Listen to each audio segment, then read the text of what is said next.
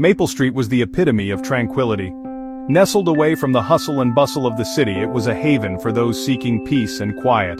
The street was lined with trees that provided ample shade during the hot summer months, and in the fall the leaves would turn a brilliant array of colors, creating a picturesque scene that could easily be mistaken for a painting. Houses stood proudly, adorned with manicured lawns and blooming flower beds. Each home seemed to compete with the next for the title of best-kept garden, and the residents took great pride in their horticultural skills. The vibrant colors of the flowers added a touch of magic to the neighborhood, making it feel like a slice of paradise. The gentle hum of lawnmowers and the laughter of children playing filled the air on sunny afternoons. Kids rode their bikes up and down the street, their faces beaming with joy. The sound of a basketball bouncing on the pavement or the distant call of, "Tag, you're it!" was a common melody that added to the charm of Maple Street. Neighbors exchanged warm smiles, their conversations filled with local news and the simple joys of life. They would often gather over garden fences, sharing stories about their day or discussing the latest community events. It was a place where everyone felt connected, and the sense of community was strong. It was a place where everyone knew each other's names, a place where worries seemed to fade away. The residents of Maple Street looked out for one another, and there was a comforting sense of security that came from knowing your neighbors had your back. It was a tight-knit community where friendships were forged and memories were made. The peace of Maple Street, however, was about to be shattered. Beneath the surface of this idyllic neighborhood, something unsettling was brewing. The residents were blissfully unaware of the storm that was about to descend upon their tranquil lives. Emily Thomas, a bright and cheerful 12-year-old, called this idyllic neighborhood home. With her infectious smile and boundless energy, she was a beloved figure on Maple Street. Everyone knew Emily, and she brought a sense of joy and light to the community. She lived with her mother, Laura, in a cozy 2-story house with blue shutters and a porch swing that swayed gently in the breeze. Their home was a reflection of their close bond, filled with warmth and love. Laura was a single mother who worked tirelessly to provide for Emily, and their relationship was the cornerstone of their happiness. Their home was filled with Emily's artwork, her laughter echoing through the rooms, a testament to the love and happiness they shared. The walls were adorned with her drawings, each one telling a story of her vivid imagination and creative spirit. The sound of their laughter was a constant reminder of the joy that permeated their lives. Life on Maple Street was simple, predictable, and safe. Or so they thought. The residents went about their daily routines, blissfully unaware of the dark clouds gathering on the horizon. They believed their neighborhood was a sanctuary, untouched by the troubles of the outside world. But as they would soon discover, even the most peaceful places can harbor secrets. The morning sun streamed through Emily's window, rousing her from her sleep.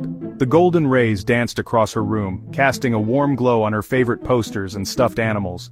She stretched lazily, feeling the gentle warmth on her face. It was a Friday, and a sense of anticipation hung in the air.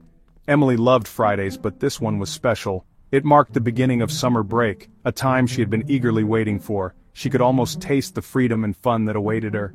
The last day of school before the summer break promised endless possibilities for fun and adventure. Emily imagined days filled with bike rides, trips to the beach, and sleepovers with her best friends. The thought made her heart race with excitement. Emily hopped out of bed, her mind already racing with plans. She quickly dressed in her favorite summer outfit, a bright yellow dress that matched her sunny mood. She couldn't wait to share her excitement with her friends. After a breakfast of pancakes and laughter with her mother, Emily felt even more energized. They talked about their plans for the summer, from visiting the zoo to having picnics in the park. Her mother's laughter was infectious, filling the room with joy. Emily gathered her backpack and headed out the door. She took a deep breath, savoring the fresh morning air. The world seemed full of promise, and she felt ready to take on anything. The familiar scent of freshly cut grass filled her nostrils as she walked towards Maple Street Elementary. The sun was shining brightly, and the sky was a perfect shade of blue. It was the kind of day that made everything seem possible. Her classmates were already gathered in the schoolyard, their voices a cheerful cacophony. The air was filled with laughter and the sound of children playing. Emily spotted her friends and waved excitedly. Emily joined her friends, their chatter a mix of excitement for the upcoming summer and the latest gossip. They talked about their plans, from pool parties to camping trips. The energy was contagious, and Emily felt a surge of happiness. The day seemed full of promise, unaware of the dark turn it was about to take. As the bell rang, signaling the start of the last day of school, Emily couldn't shake the feeling that something unexpected was on the horizon. Little did she know, her summer was about to take a very different path. The school day flew by in a blur of laughter, last-minute assignments, and goodbyes. As the final bell rang, Emily felt a surge of excitement. Summer had officially begun. She retrieved her phone from her locker, eager to share the news with her mother. That's when she saw it, a text message from an unknown number. Curiosity piqued, Emily opened the message. It read, "I'm waiting for you outside. Don't tell anyone." A shiver ran down her spine. Who could it be? Emily's mind raced, trying to make sense of the cryptic message. She glanced around the crowded hallway, her heart pounding in her chest. A sense of unease settled over her. As Emily cautiously made her way to the school parking lot, her eyes scanned the unfamiliar faces. She had always been vigilant, but today felt different. The air was thick with an unspoken tension, and every shadow seemed to hide a potential threat. The usual bustle of parents picking up their children did little to ease her growing anxiety. The laughter of children and the chatter of parents felt distant, almost surreal, as if she were watching a scene from a movie rather than living it. And then she saw him, a figure that seemed out of place, standing still amidst the moving crowd. A tall, gaunt man leaning against a nondescript van, his gaze fixed on the school entrance. His presence was unsettling, like a dark cloud looming over a sunny day. He wore a baseball cap pulled low over his eyes, his features shrouded in shadow. It was impossible to discern his expression, but the intensity of his stare was unmistakable. Emily's breath caught in her throat. A cold wave of fear washed over her, making her feel as if she were rooted to the spot. Could this be the person who sent her the text? The cryptic message that had made her heart race with dread? Fear propelled her forward, her mind racing with possibilities. She had to get out of there. The urgency of the situation hit her like a tidal wave, pushing her to move faster. As she quickened her pace, she could feel his eyes on her, sending chills down her spine. Every step she took felt like a race against time, a desperate bid for safety. Emily's mind raced, a million thoughts colliding in her head. What did he want? Why was he here?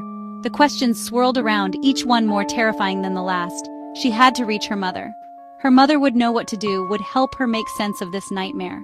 Emily's heart pounded as she moved faster, her thoughts a whirlwind of fear and desperation. The world around her seemed to blur, her focus narrowing to the path ahead. She knew she had to get to her mother, and fast. The thought of her mother's comforting presence was the only thing keeping her from succumbing to the terror that threatened to overwhelm her. Laura Thomas glanced at the clock for the 100th time.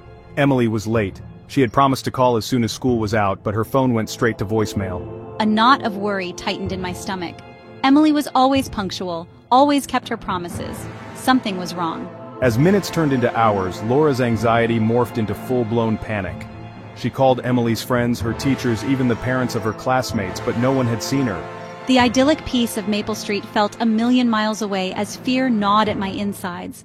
I knew, with a mother's intuition, that something was terribly wrong. Emily was gone.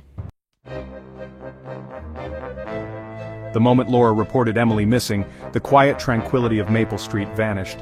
Police cars, their sirens wailing, replaced the familiar sounds of children playing. The flashing lights painted an eerie glow on the now deserted street. Neighbors gathered in hushed groups, their faces etched with concern and disbelief. Detectives swarmed Emily's school, interviewing students and teachers, searching for any clue that could lead them to her. They meticulously combed through security footage, their faces grim as they watched the grainy images of Emily walking towards the parking lot, her small figure disappearing into the crowd. The hours ticked by, each one an agonizing reminder of Emily's absence. The breakthrough came unexpectedly. A student timidly approaching the detectives mentioned seeing Emily talking to a stranger in a van outside the school. He remembered a distinctive sticker on the back window, a faded image of a cartoon character. It was a small detail, but it was enough. The police artist worked tirelessly, sketching a composite of the suspect based on the student's description. The image was circulated, plastered on news channels and social media, a desperate plea for information. The power of community, of shared concern, was about to be tested. Hope, fragile yet persistent, flickered amidst the fear and uncertainty. The call came in the dead of night. A tip from an anonymous caller led the police to an abandoned warehouse on the outskirts of town. The caller had recognized the van from the news report, parked discreetly behind the dilapidated building. Tension crackled in the air as the police surrounded the warehouse, their every sense on high alert.